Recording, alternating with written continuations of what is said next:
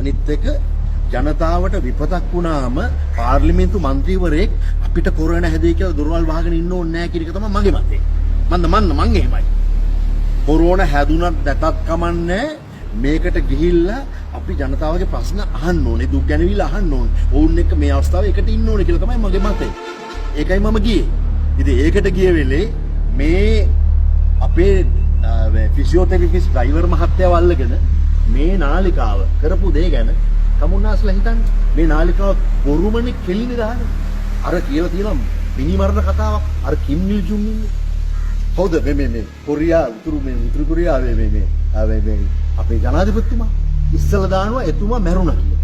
ඊට පස්සේ මිනිස්සුන්ගෙන් අහනවා ඔයා නේද මං කියවන්නේ පඩියෝනින් ලොකු පස්සේ යන්නේ. කරන්න දෙන්නේ නැහැ. මං කියන්නේ උතුම්ගෙන් පඩි ගන්න එක තරද මල්ලි.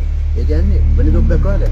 මල්ලි ඒ කියන්නේ මල්ලි ඉස්සලා දානවා කිම් නිල් ජුන් මැරුණා කියලා. ඊට පස්සේ කියලා කිම් නිල් ජුන් මැරුණාද කියලා මිනිස්සුන්ගෙන් අහනවා. කිම් නිල් ජුන් මිසයිලක් කියවනවා. බොරු කියනවා. අපෙන් අහනවා කිම් නිල් ජුන් මැරුණාද කියලා. මං කියන්නේ මේ සියලු මාධ්‍ය ආයතනවල අයිතිය තියෙන්නේ ජනතාව. මේ ජනතාවගේ සංඛ්‍යාත. මේ ෆ්‍රීකවන්සි ජනතාව. මේගොල්ලෝ මේ මල්ලියෝ බේරන්න, අරයා බේරන්න, මෙයා බේරන්න. එහෙම නෙමෙයි මාධ්‍ය කරන්න ඕනේ. සත්‍යය තොරතුරු. මාධ්‍ය පාවිච්චි කරන්න ඕනේ නැහැ කෙනෙක්ට මඩ ගහන්න. දිස්ත්‍රික් පාර්ලිමේන්තු මන්ත්‍රීවරයෙක් වන අමාදුර රොමෙලෝ ද සිල්වා නැමැති රේට යම් මුදල් ලබා දීම කරවට අනාවරණය කරනවා. ආගීම නෑ කියාය. ඔස්කීදී ඉඳලා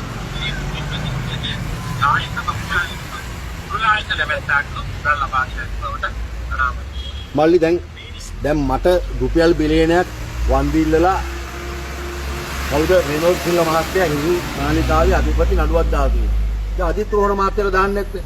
එතුමා කියන්නේ රොමෙරෝ දුමින්ද සිල්වා කුඩුලාලිතගෙන් සහ වෙලේසුවාගෙන් සල්ලි ගත්තා කියලා.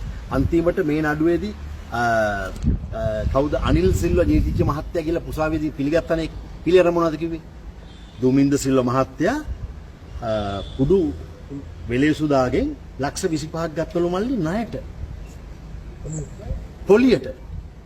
මෙච්චර LB ෆිනෑන්ස්, කොමර්ෂල් බැංකු, මහජන බැංකු මල්ලි මේ ලංකාවේ මෙච්චර බැංකු තියෙද්දි වෙලේසුදාගෙන් පොලියට අරගෙන මල්ලි. මල්ලි මේ කාටද මල්ලි කියන්නේ මේ?